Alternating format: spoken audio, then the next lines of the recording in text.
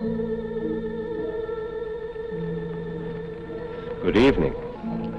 Tonight, I'm going to tell you another strange and unusual story of the unexplainable which lies behind the veil. Our story concerns the Haney family. For over 200 years, a Haney had worked this same land. Now it belonged to John and Emma Haney. Everything considered, it had been a good life, uneventful, perhaps even dull, but it suited them. For over 40 years they had lived in the same house, and for those 40 years, the land had been good to them. Its abundance had fed them and clothed them, and helped to raise 2 sons, John Jr. and James. This was home. They couldn't be happy anyplace else. Their only desire was to spend the rest of the time remaining to them here. Here where they had come so many years ago as man and wife. Simple, down-to-earth people, the Haneys were not given to flights of fancy. But who is not awed and troubled in the presence of death?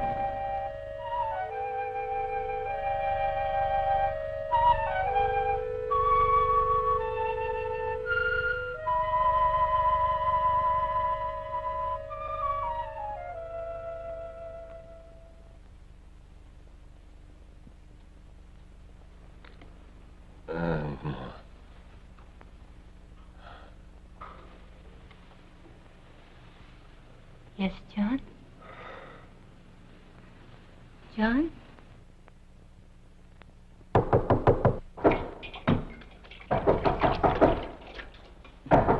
All right, I'm coming. Jamie. Well, you're going to keep me out here all night? No. Come in, Jamie.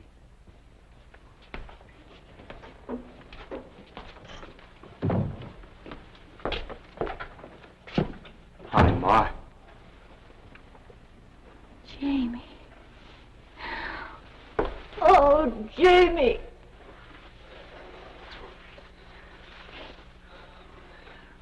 You've changed, Johnny. Still not having any fun, are you? Being on a farm by yourself doesn't leave much time for fun, Jamie. John's been working awful hard, Jamie. He would. Old, dependable John. Let me fix you something to eat. No, thanks, Ma. I eat in town. Some coffee, then, and a piece of pie? All right. Just a small piece, Ma.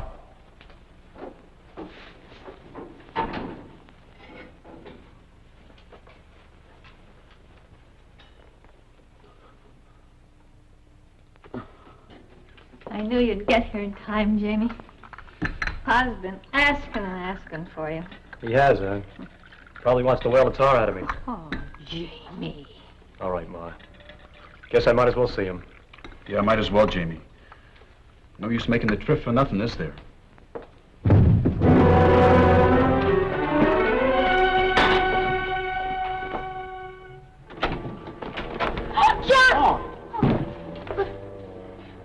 He's all right. Take his feet, Jamie. We'll get him back to bed.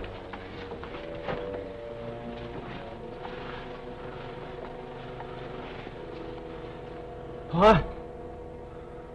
Pa, it's me, Jamie. Pa? What'd you say, Pa?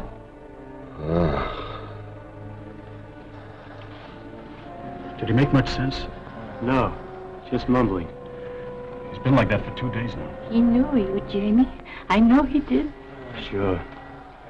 Sure he did, Ma. Let's go downstairs. Go on, Johnny. I'll be down in a minute.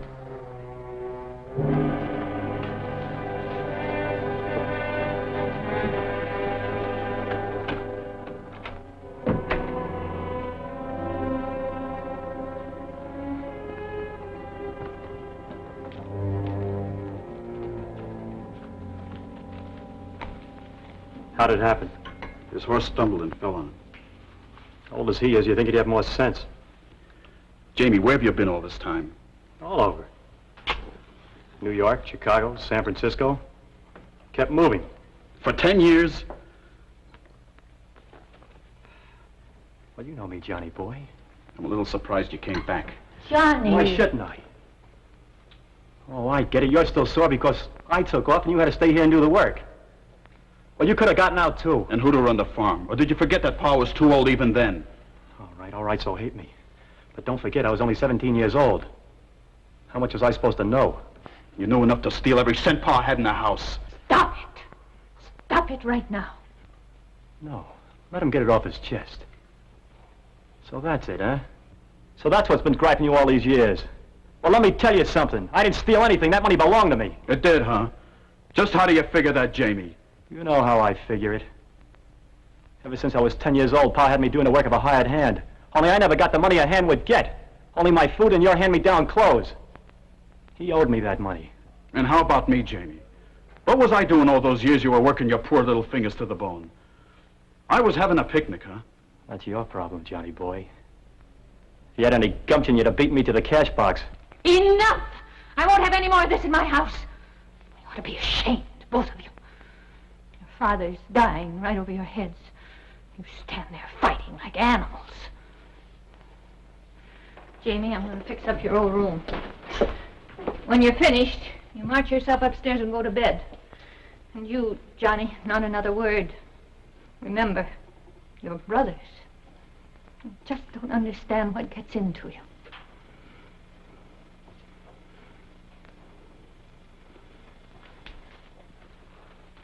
Here, Ma, let me help you.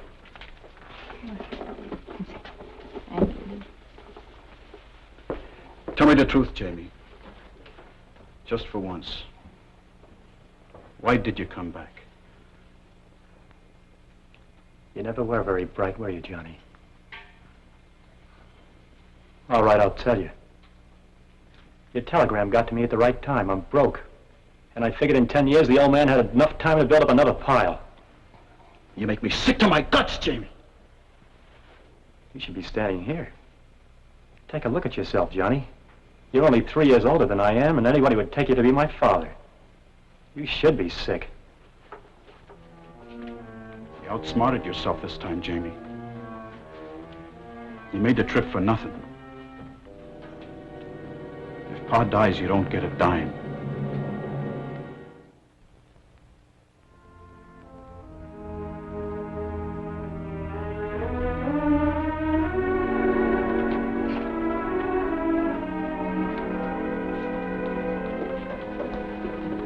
I'll fix something to eat. Nothing for me, thank you, Emma. Just wanted to see if there's anything I could do. Maybe some delay in settling the estate on account of your father not leaving a will. He did leave a will, Mr. Atterbury. That's funny. I was his lawyer. I didn't draw it. Oh, he drew it himself. May I see it? Yes, sir.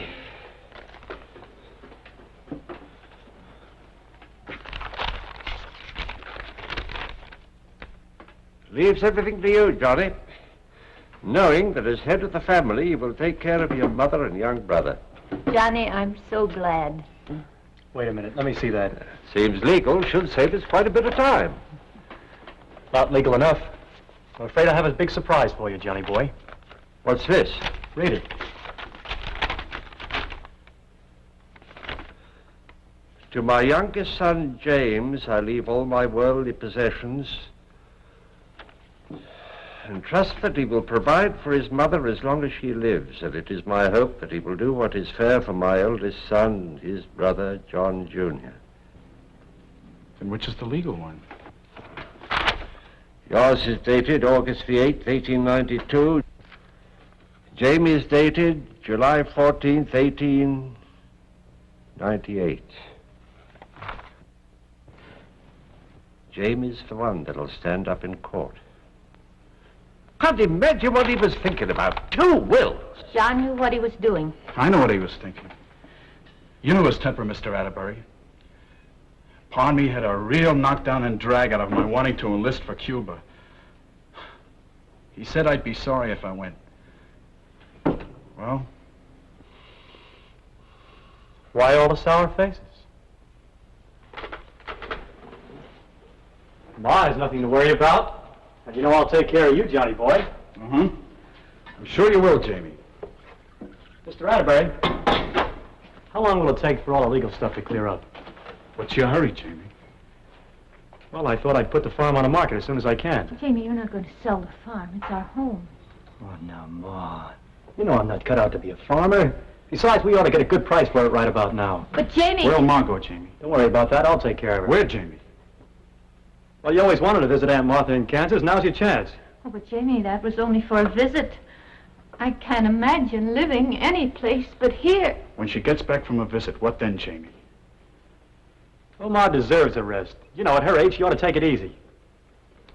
I thought we'd get her a room for her at Mrs. Chalmers. That's nothing but a home for old folks. You'd like it, Ma. You wouldn't have to work anymore, and there'd be people your own age to talk to. You know what I mean, Johnny? Sure. I know what you mean, Jamie. To get her off your hands for the rest of your life, you'd like her to sit on a porch and rot. That's what I get for being a nice fellow. Well, this is my farm. Pa left it to me, and I'll do what I like. If Ma don't do what I want, okay, you can take care of her. What are you doing? Johnny! Stop it, you two! You hit me, you won't get a cent. Johnny, stop! Listen to me! Jamie's right. I have been working too hard. I'm tired. You know I want to see Martha again, and when I come back, I'd like to live at Mrs. Chalmers. I think it'd be very nice. All right, Ma. I'll be good. Mr. Atterbury, how do we go about breaking that will? I wouldn't try that, Johnny. Well, I don't know, Johnny. Father was of sound mind when he wrote it. Well, how about the part about taking care of Ma? You call throwing her into a home taking care of her? You know Pa didn't mean that. Well, there could be a chance of stopping the sale of the farm or preventing the dissipation of the assets during your mother's lifetime. Don't you worry about Ma. I'll take care of her. You just mind your own business. Now, I'll tell you something. Get out of my house. Jamie, he's your brother. Then why don't he act it? He's been beating on me ever since I got here. You heard him. Now, this is my house, and I want you out of here. Johnny, he's upset. Maybe for a little while, till he cools off. Will you take the case, Mr. Atterbury? Yes, Johnny. I'll take it. All right, Jamie. I'll get out of your house. For now. Have your fun while you can.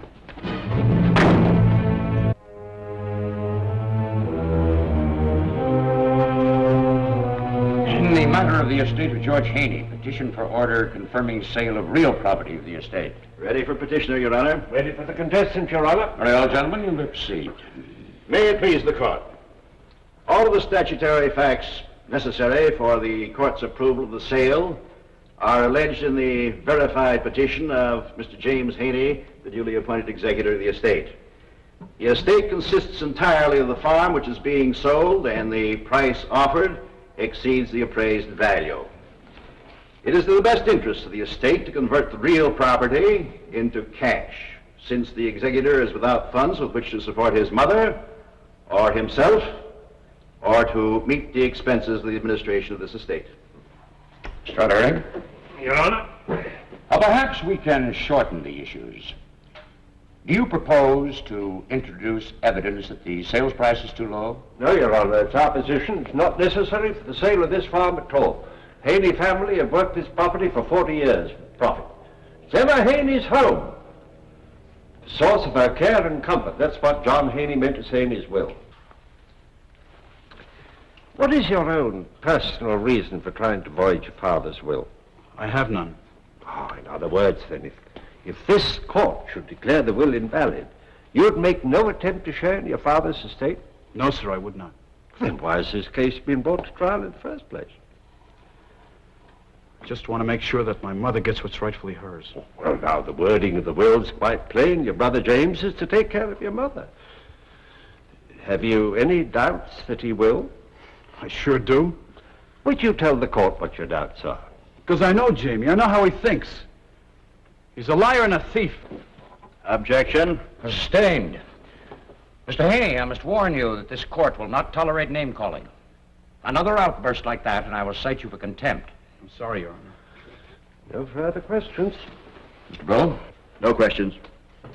Now, it's now nearly noon.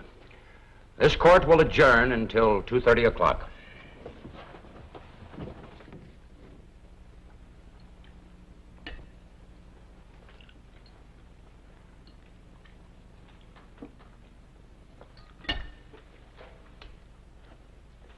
I gotta run, Ma. I got a date with a customer for the farm. Jamie, do you have to sell? Yes, I have to. Now don't you start on me, Ma. I had enough trouble with Johnny. I'll pick you up in time for court.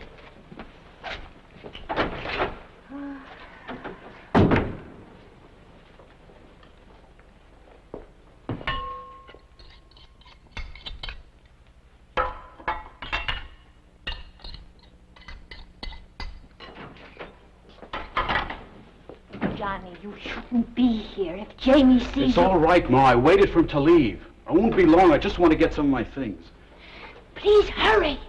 I don't want any more trouble.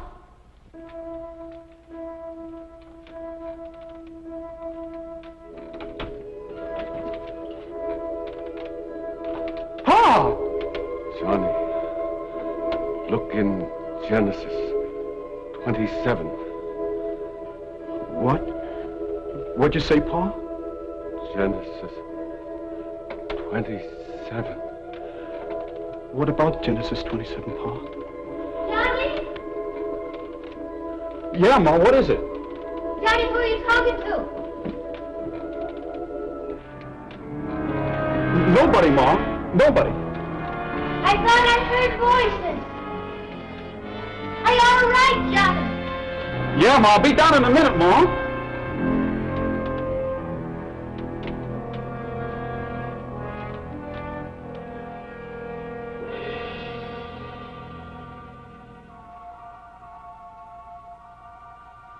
Pa. Pa.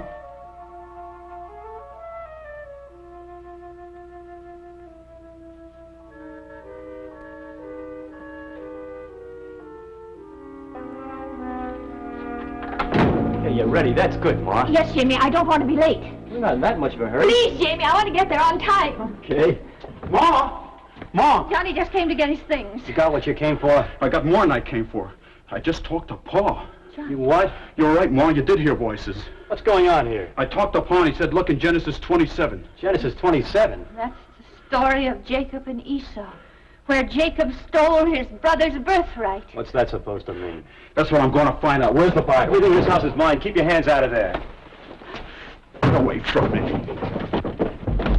Jamie! Stop! I warned him, Ma.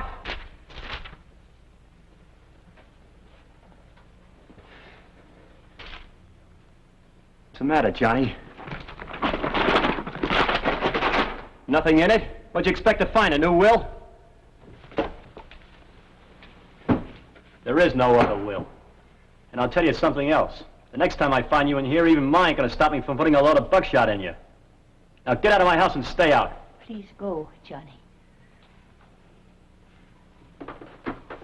Johnny boy, might as well take Genesis 27 with you.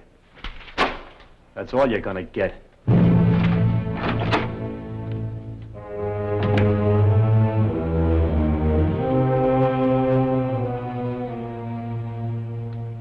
Mr. Haney, much has been made of the fact that you wish to sell your farm and place your mother in what has been called an old folks' home. Would you tell the court exactly what it is you had in mind? Yes, sir. Your Honor, my mother's worked hard all her life. As long as I can remember, she's been cooking, sewing, washing. Why, she even helped in the fields when we were short-handed. Up until now, we've never been able to do anything about it. But now I can, and I want to. Ma, is this the family Bible? Isn't it obvious, Mr. Haney? Didn't we used to have another one? Yes, your father. Where is it, Ma? I don't know, Johnny. Here is a devoted In the attic, I who loves expect. his mother and whose only wish is to see that the rest of her days are happy ones. Mr. Blue, are you making your summation, or do you intend to question your witness any further? No further questions. Mr. Atterbury? I beg the court's indulgence. The matter which has a bearing on this issue requires investigation. Might we recess until tomorrow? I don't believe that will be necessary, Mr. Atterbury. I have heard enough and am prepared to rule. However, I will delay my ruling until noon tomorrow if within that time you have anything to bring to the court's attention, I will receive it. In Mr. Blue's presence, of course. This court stands adjourned.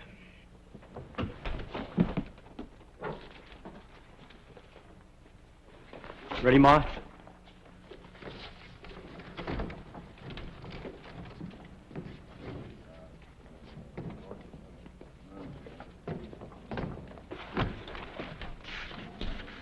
If Jamie catches you in that house, he may figure he has every right to shoot you. I don't care. Paul wasn't the kind to play practical jokes. I saw him as plain as I see you.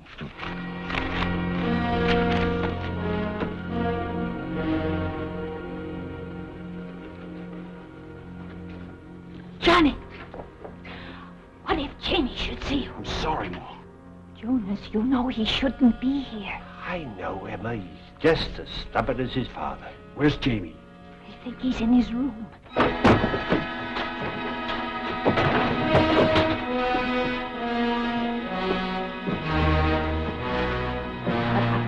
Any more trouble? I don't plan on causing any more. But I'm going to have one more look around whether he likes it or not. What are you looking for? He's got some idea his father may have left another will. That Bible passage, Ma. Genesis 27. Isaac couldn't do anything about his sons, but I think Pa did. No, Johnny, I'm not going to let you stay. You can't stop me, Ma. I'm going to have one more look. Yeah. Johnny! Never mind, Emma. Let him go. Let him take his look. Then maybe we can get him out of here before Jamie sees him.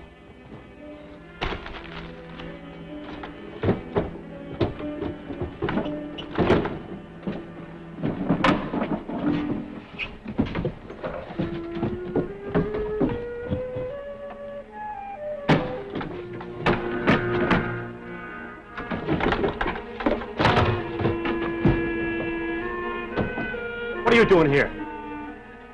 So you figure the same way, huh, Jamie? What'd you find? Nothing, and I told you to stay out of here. What are you scared of, Jamie? What are you hiding? Stay away from me! I told you to stay out of here! I'm going to give him a couple of more minutes and then...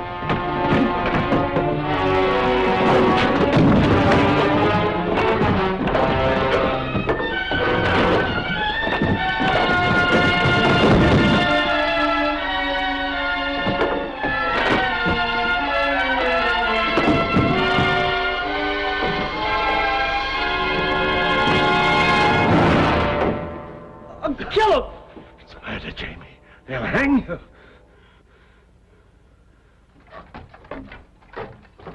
Johnny! Johnny! Johnny!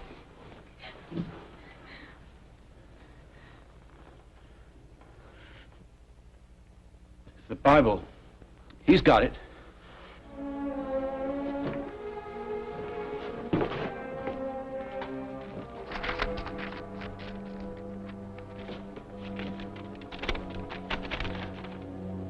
I, John Haney, hereby bequeath... You were right, Johnny. There was another will. Of a later date. Leaving everything to you. This'll stand up in court tomorrow. The reappearance of John Haney is not unique. Over the years, many such instances have been reported and documented. In fact, the event on which tonight's story is based was directly responsible for a ruling by a court of law, the only one of its kind in our legal history. Jonas Atterbury knew his law. The newfound will was presented in court the next day and accepted without delay as valid. In leaving his estate to his eldest son, John Haney had chosen wisely. John Jr. was not a vindictive man. James was given an equitable share of the estate and departed for parts unknown. And Emma Haney was content in the knowledge that the rest of her life would be spent in the home that she loved. More than that, she knew that when she died, she would rest beside her loved ones, undisturbed. For to John Haney, Jr., the land was a sacred trust, not to be passed from hand to hand, but held for his children and his children's children. Science does not as yet know all that happens to us after life leaves our bodies. But we cannot say with certainty that there is no explanation of what you have just seen. we can only assume that there may well be one. Please join me again for another journey into the world of the unexplainable that lies